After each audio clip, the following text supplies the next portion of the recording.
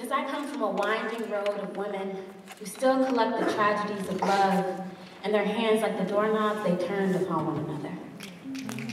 And because I grew sick of pressing myself beneath the half-hearted embrace of umbrellas each time it rained, I started wearing my hair natural. And now, days like this, it seems I've tossed my entire life away, trying to weld myself into a straighter past.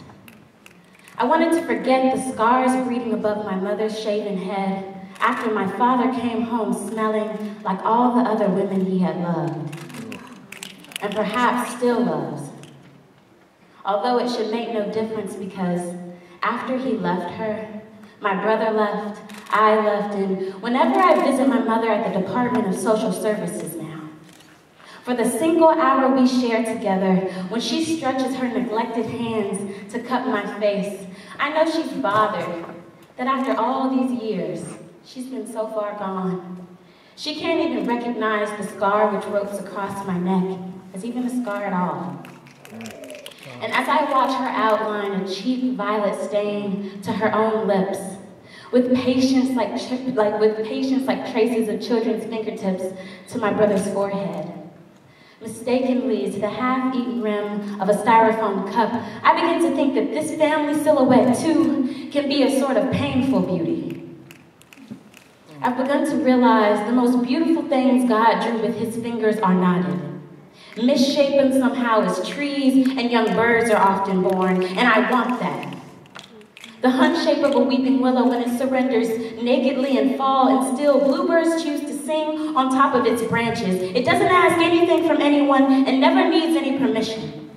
I want her to know that we are women who still deserve to be cherished, the way toddlers in diapers swaddling are cherished when they take their first steps. Carefully lifting one fat leg over the other, each roll spinning up their skin loosely like cotton candy. And if I had the courage to say to her, I want you, Mom, to know we were never meant to be stretched straight as silk cords. We were never meant to allow chemicals or men or bitterness to tamper with our napped and knotted beauty. I would.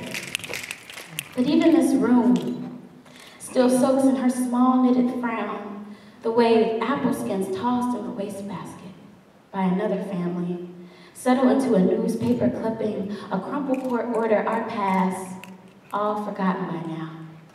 Which is an easy thing to do when we don't consider that we've got roots with troubled trunks, and the same thunderstorms we decided to lock ourselves away from still rattle inside of our own hearts. Because whenever I visit her, our mouths stay open as if we're trying to say something we can never quite reach.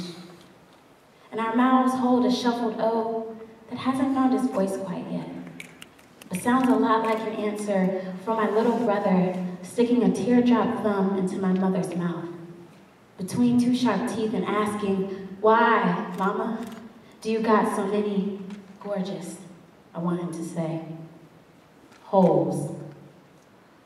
Oh.